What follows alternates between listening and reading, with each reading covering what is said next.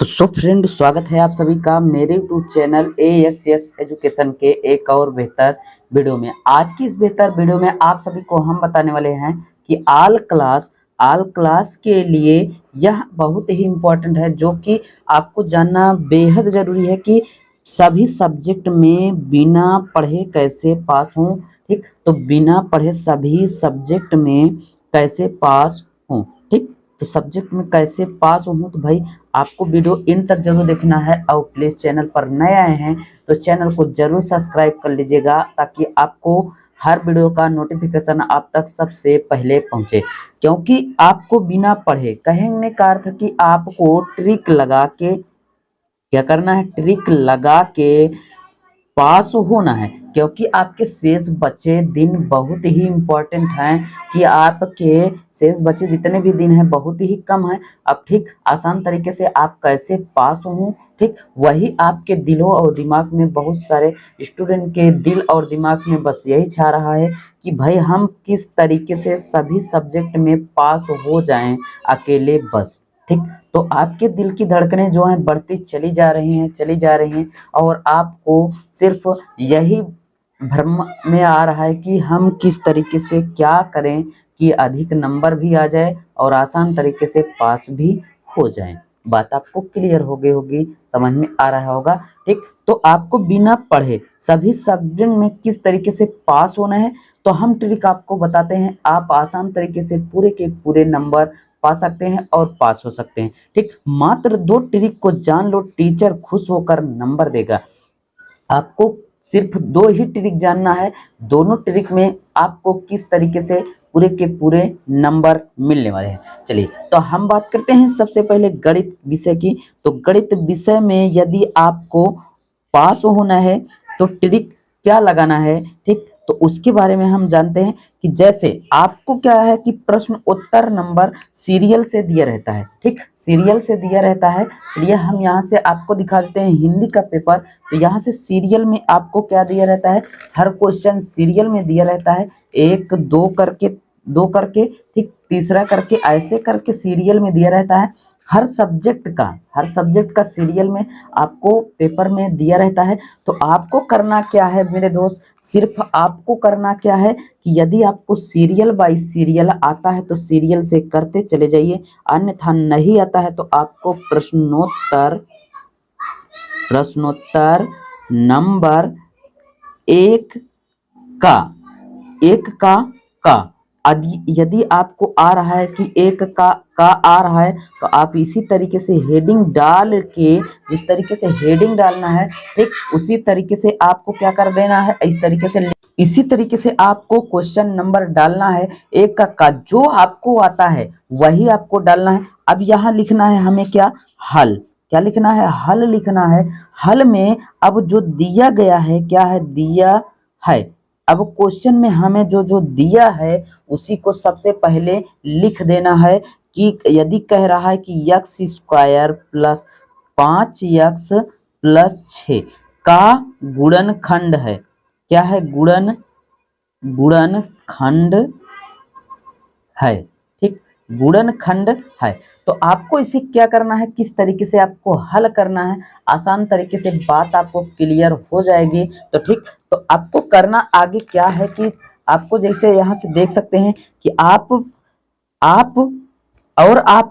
कभी भी किसी भी सब्जेक्ट में फेल नहीं हो सकते। ठीक, यदि इस ट्रिक को अपना लेंगे तो आप किसी भी सब्जेक्ट में फेल नहीं होंगे। ठीक, अगर कोई क्वेश्चन का आंसर को भी सवाल बिल्कुल आ रहा है तो क्या करें। ठीक, तो अगर बिल्कुल नहीं आ रहा है तो आपको क्या करना है कि आपको आसान तरीके से समझ में आ जाए और आप पूरे के पूरे नंबर कर देना है। वो ट्रिक जिसको देखकर नंबर देते हैं आपको हम वही बताने वाले हैं। ठीक, तो वीडियो इन तक देखते रहिएगा ताकि आपको समझ में आ जाए। ठीक, तो आपको ट्रिक क्या लगाना है कि इसमें क्या होता है कि स्टेप बाय स्टेप से नंबर मिलता है। बात आपको क्लियर हो गई होगी कि स्टेप बाय स्टेप। तो यहाँ से आपको इस तरीके के क्वेश्चन दिए रहेंगे, तो आपको यहाँ लिख लेना है x² प्लस 5x+6।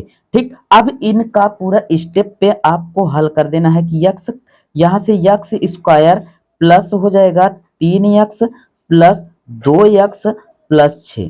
ठीक, क्लियर हो गए होगा। तो 3 दूना हमें क्या हो जाएगा 6। तो यहाँ से आप यदि दिखाना भी चाहते हैं तो यहाँ दिखा भी सकते हैं 3 दूना 6 और 3 और 2 को हम जोड़ देंगे तो यहाँ से क्या हो जाएगा 5 हो जाएगा। ठीक, आपको क्लियर हो गया होगा। ठीक, तो आपको करना क्या है कि अब इन दोनों में कॉमन ले लेना है। तो x कॉमन लेंगे तो x प्लस कितना बचेगा 3 बचेगा, प्लस यहाँ से 2 कॉमन लेंगे तो x प्लस 3 बचेगा। अब यहाँ से ये दोनों क्या है कॉमन है, तो यहाँ से हम इसको कॉमन लेंगे तो x प्लस 3 और उसके बाद दूसरे क्वेश्चन में x प्लस 2, यही हमारा क्या हो जाएगा आंसर हो जाएगा। बस आपको इतने स्टेप करने पे आपको नंबर पूरे तरीके से आसान तरीके से मिल जाएगा। बात आपको क्लियर हो गई होगी, बात आपको समझ में आ गया होगा। तो ठीक, चलिए, तो इसी तरीके से आप यदि हल करेंगे तो आसान तरीके से आपको नंबर मिल जाएगा। अब दूसरा क्या है कि स्टार्ट मार्किंग। ठीक, स्टार्टिंग इज इम्पॉर्टेंट। आपको कहने का अर्थ कि इसमें जो स्टेप बाय स्टेप होता है, मैथ में स्टेप मार्किंग होता है। ठीक, आप जितने भी स्टेप करे रहेंगे उसी स्टेप के अनुसार आपको क्या होता है नंबर मिलता है। तो आपको स्टेप कहने का अर्थ कि आप पूरे स्टेप को करे रहेंगे तो आपके पूरे नंबर मिलेंगे, पूरे नंबर मिलेंगे। यदि आप आधा करते हैं, क्या करते हैं आधा करते हैं, तो आपके आधे नंबर मिलेंगे। यदि 2 नंबर का क्वेश्चन है तो आपको 1/2 नंबर मिलेगा। ठीक, कहने का अर्थ आपको आधा ही नंबर मिलेगा। तो आपको क्या करना है कि उसी में पूरे स्टेप को क्या कर देना है फॉलो करना है और उसके बाद पूरा आपको नंबर आसान तरीके से मिल जाएगा। बात आपको क्लियर हो गई होगी। जिस तरीके से आप पेपर भी देख सकते हैं। ठीक, पेपर में दिया रहता है बहुत सारे ऐसे क्वेश्चन हैं कि जो आपको उसी में से आंसर भी मिल जाएगा। ठीक, जैसे हिंदी में यहाँ दिया गया है तो गद्यांश दिया गया है। ठीक, गद्यांश के नीचे आपको क्या करना होता है प्रश्न के उत्तर, लाइनअप में प्रश्न के उत्तर दिए रहते हैं। ठीक, उसी के अनुसार उसके क्वेश्चन को करना होता है। तो आप आसान तरीके से क्या कर सकते हैं क्वेश्चन के आंसर को कर सकते हैं। ठीक, उसी में देख कर आपको उसी से उतार के कर देना है। ठीक, तो बस आपको थोड़ा सा दिमाग लगाने वाली बात है और आप आसान तरीके से नंबर पा सकते हैं। ठीक, तो आपको फिर दूसरा क्या होता है कि आपको सफाई पर भी विशेष ध्यान देना होता है। ठीक, सफाई पर विशेष क्या करना है विशेष ध्यान देना होता है। ठीक, सफाई पर विशेष ध्यान देना होता है। ठीक, आपके जब सफाई पर विशेष ध्यान दे रहेंगे तो आपके अच्छे और भी अच्छे नंबर मिलेंगे, क्योंकि बोर्ड पेपर में कॉपियां थोड़ा बहुत देख कर चेक होती हैं और आपकी सफाई पर विशेष नंबर मिलते हैं। बात आपको क्लियर हो गई होगी। ठीक, तो आपको आगे चलिए हम देखते हैं कि प्रश्नानुसार दिया है। ठीक, जो प्रश्न के अनुसार दिया होता है उसी के अनुसार हमें क्या करना है क्वेश्चन करना है। अब ठीक, तो आपको प्रश्न के अनुसार करना है तो क्या कहने का अर्थ कि आपको प्रश्न में जो दिया रहता है, ठीक, प्रश्न में जो दिया रहता है उसी को सही ढंग से उसमें बोर्ड पेपर के कॉपियों में करना है। अन्यथा आप भाई क्वेश्चन कुछ और दिया रहता है। ठीक, क्वेश्चन और कुछ दिया है आपने कुछ और कर दिया। ठीक, तो जैसे कि जो पेपर में दिया है उसका चिन्ह सहित लिखें। ठीक, चिन्ह सहित लिखे। अब आपको प्लस का चिन्ह दिया है तो प्लस का चिन्ह लगाइए, माइनस का चिन्ह दिया गया है तो माइनस का चिन्ह लगाइए, यदि गुणे का चिन्ह दिया गया है तो गुणे का चिन्ह लगाइए और भाग का चिन्ह दिया गया है तो भाग का चिन्ह लगाइए। बात आपको क्लियर हो गई होगी। ठीक, तो आपको इन सब के चिन्हों के अनुसार क्या करना है, चिन्ह के अनुसार ही हर क्वेश्चन को करना है।